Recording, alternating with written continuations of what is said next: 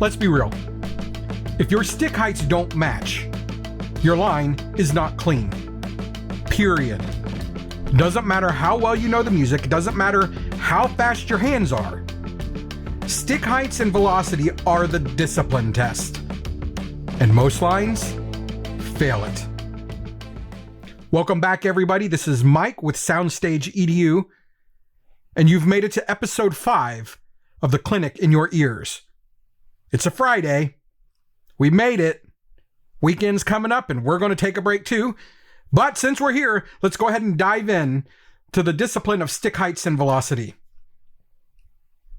This is something that you all see. It's something that every drumline marvels at when they see another line nailing the execution of this core fundamental discipline. And here's the deal, guys. It's not hard to accomplish. Just takes a little attention to detail, a little solid coaching from your instructor standing in front of your line. But here's how it works. Hopefully, all of you talk about a height grid. 3, 6, 9, and 12. Those are inches. That height grid is the law.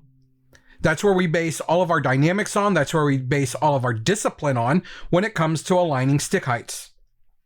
If we have a solid understanding of what that means, then everything else falls into place. So practically, without me being there standing in front of you, how can I explain this? 12 inches is full extension. That's straight up and down. Make sense? 6 inches is the midway point. So the midway from the head to the full extension, that's your 6 inches. And then we subdivide, since we like to use that word, we split the difference between those two main points, the middle and the top. 9 inches is between 6 and 12. 3 inches is between 6 and the head.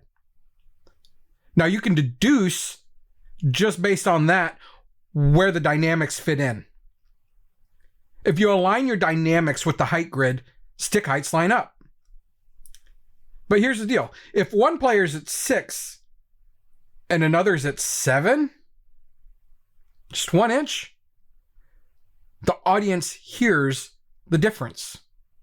People like me hear the difference. Without even looking at you, I can tell that stick heights aren't aligned. Just from the way it sounds. Because guess what? It won't be clean. The grid does not lie. It's visual and audible.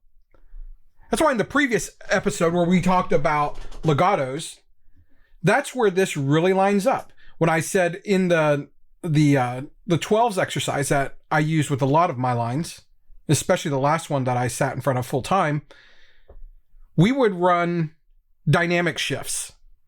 I would call out 12, I would call out 6, I would call out 9, and that's where we would start. Or I would say decrescendo or crescendo, and we would go through the whole grid, 12, 9, 6, 3, and then 3, 6, 9, 12 within the bar. That's how we aligned. And then let's talk about velocity. Stick height alone isn't enough. If one stroke is lazy and another is snappy, the sound will never line up. Velocity is your intensity of movement. Everyone's stroke must move with the same force. You can't have a strong player and a lazy player next to each other because they will never line up and it will always be dirty. So we need to intentionally instruct alignment of that velocity.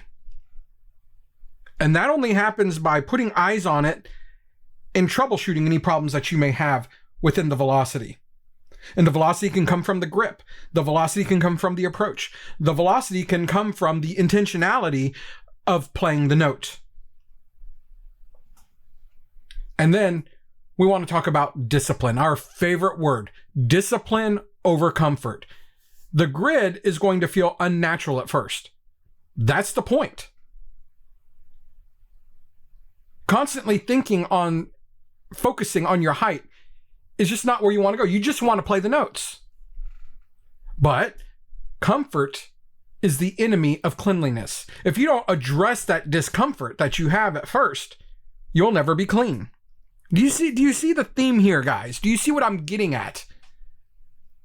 If you're a comfortable line, I promise you, you're a dirty line. You may think you're okay, but I'm here to tell you that okay simply is not good enough. Uniform look equals a uniform sound.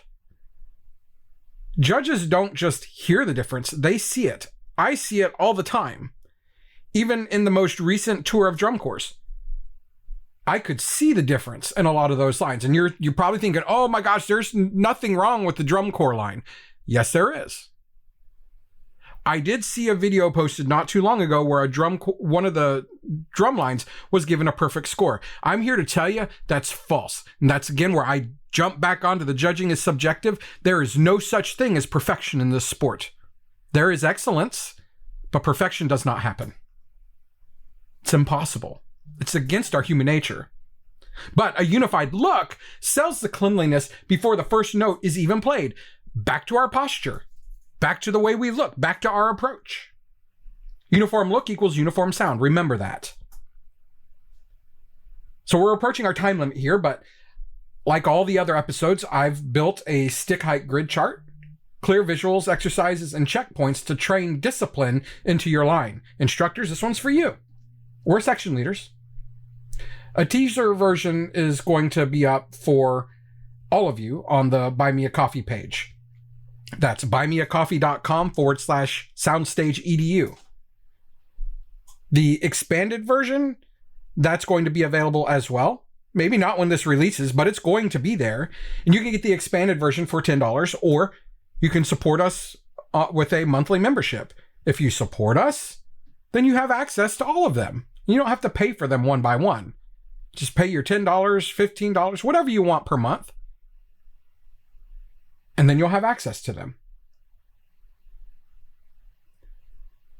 But the full system, you know where this is going. That's the kind of thing that I deliver in live clinics, where I correct every stick in the air until they match. I have ways of doing this.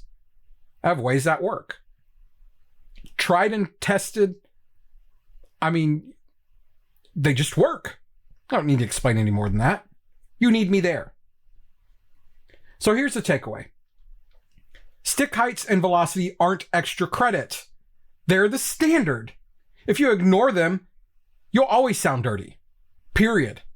You'll sound dirty, you'll look dirty. But if you respect them, then your line's going to lock like never before. Trust me on that. So share this with your section. Make it required listening. You know the drill. Follow this podcast so you don't miss tomorrow's drop. Well, it's Friday, so you're not going to get one tomorrow. You'll get one Monday. I might record them over the weekend, but you're going to get it on Monday. And then support me on buymeacoffee.com/soundstageedu. If you want access to the Stick Height Grid expanded version or the other resources, that's where you're going to get it. And when you're ready to stop guessing and start marching for real, you bring me in. Doesn't matter how far away you are. We can talk about flights. We can talk about how to do this. Logistics are my thing, because this is what I do best. And instructors, directors, your kids deserve it. So thank you for joining me today. Have a great weekend, guys. And if you're listening to this on a different schedule, whatever, move on to the next one. It's probably there waiting for you. But have a great weekend. Enjoy the rest of your Bandtober. Have great contests this weekend, those of you going. And we'll see you on the next one.